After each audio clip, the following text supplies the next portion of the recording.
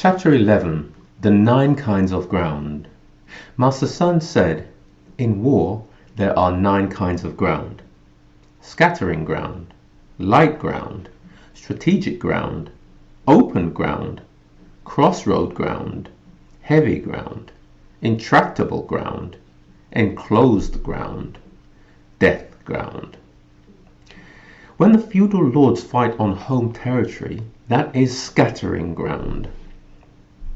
When an army enters enemy territory but not deeply, that is light ground. When the ground offers advantage to either side, that is strategic ground. When each side can come and go freely, that is open ground. When the ground borders 3 states and the first to take it has mastery of the empire, that is crossroad ground. When an army enters enemy territory deeply and holds several fortified towns in its rear, that is heavy ground. When an army travels through mountains and forests, cliffs and crags, marshes and fens, hard roads, these are intractable ground.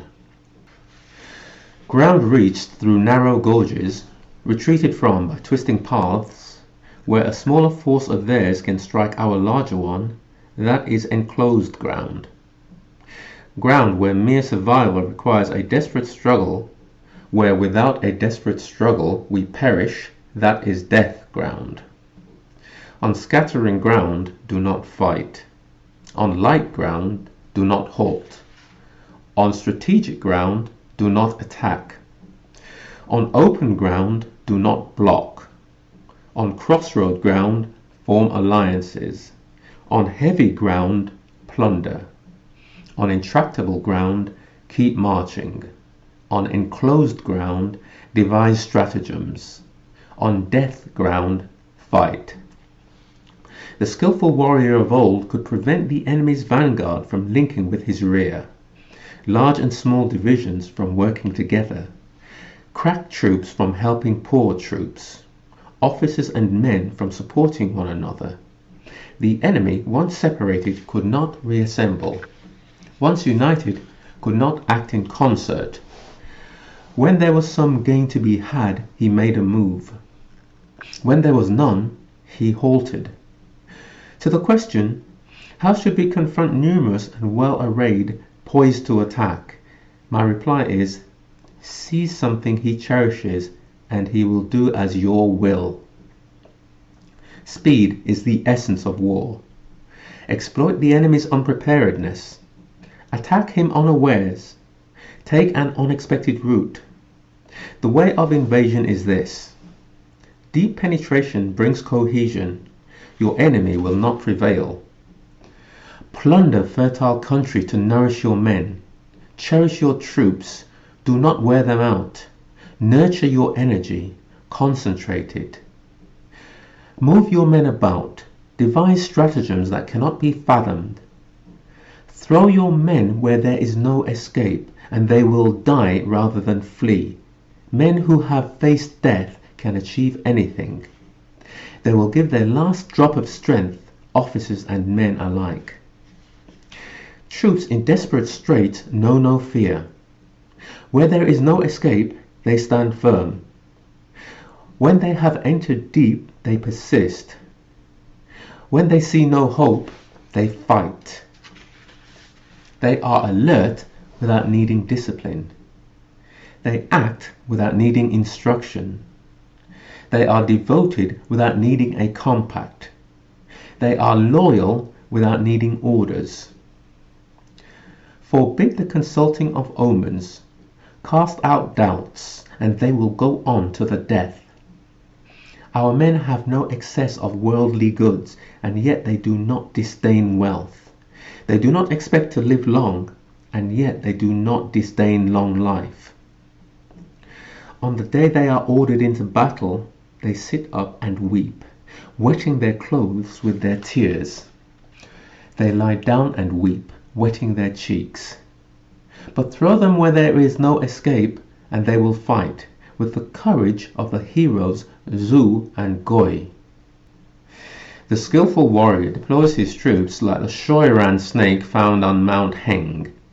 Strike its head and the tail lashes back. Strike its tail and the head fights back. Strike its belly and both head and tail will attack you. To the question, can an army be like the Shoiran snake? I reply, yes it can. Take the men of Wu and the men of Yu.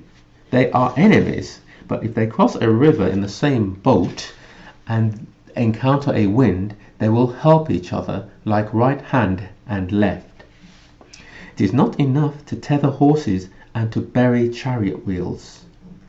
There must be a single courage throughout. This is the way to manage an army. Strong and weak both can serve, thanks to the principle of ground.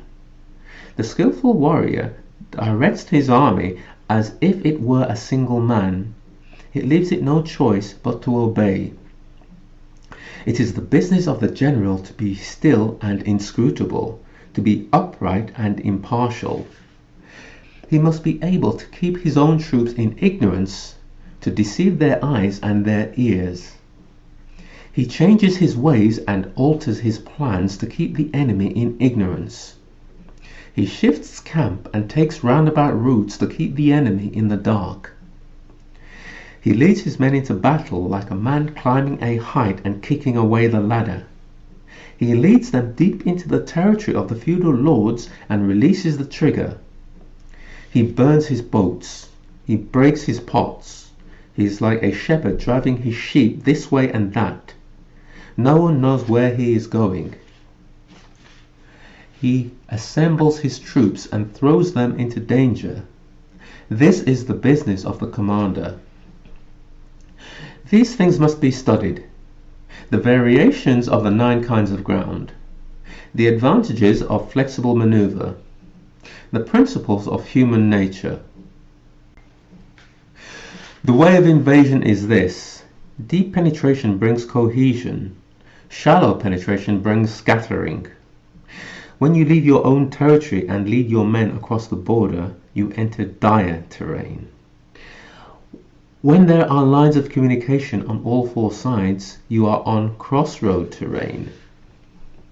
When you penetrate deeply, you are on heavy terrain. When you penetrate superficially, you are on light terrain. When there are strongholds to your rear and narrow passes in front, you are on enclosed terrain. When there is no way out, you are on death terrain. On scattering ground, we unite the will of our men. On light ground, we keep them connected. On strategic ground, we bring up our rear. On open ground, we see to our defenses. On crossroad ground, we strengthen our alliances. On heavy ground, we ensure continuity of supplies. On intractable ground, we keep on the move. On enclosed ground, we block the passes. On death ground, we demonstrate the desperateness of the situation. It is in the soldier's nature that when surrounded, he resists. When all seems lost, he struggles on. When in danger, he obeys orders. Without knowing the plans of the feudal lords, you cannot form alliances. Without knowing the lie of hills and woods, of cliffs and crags, of marshes and fens, you cannot march. Without using local guides, you cannot exploit the lie of the land. Ignorance of any one of these points is not characteristic of the army of a great king. When the army of a great king attacks a powerful state, he does not allow the enemy to concentrate his forces. He overawes the enemy and undermines his alliances. He does not strive to ally himself with all the other states. He does not foster their power. He pursues his own secret designs, overawing his enemies. Thus he can capture the enemy's cities and destroy the enemy's state. Distribute rewards without undue respect for rules. Publish orders without undue regard for precedent. Deal with a whole army as if it were a single man. Apply them to their task without words of explanation. Confront them with the advantage, but do not explain the danger. Throw them into perilous ground, and they will survive. Plunge them into death ground, and they will live. When a force has fallen into danger, it can snatch victory from defeat. Success in war lies in scrutinizing enemy intentions and going with them. Focus on the enemy, and from hundreds of miles you can kill their general. This is success through cunning. On the day you decide to attack, close the passes, destroy the tallies, break off intercourse with envoys, be firm in the temple council for the execution of your plans. If the enemy opens a door, rush in. Seize what he holds dear and secretly contrive an encounter. Discard rules. Follow the enemy to fight the decisive battle. At first, be like a maiden. When the enemy opens the door, be swift as a hare. Your enemy will not withstand you.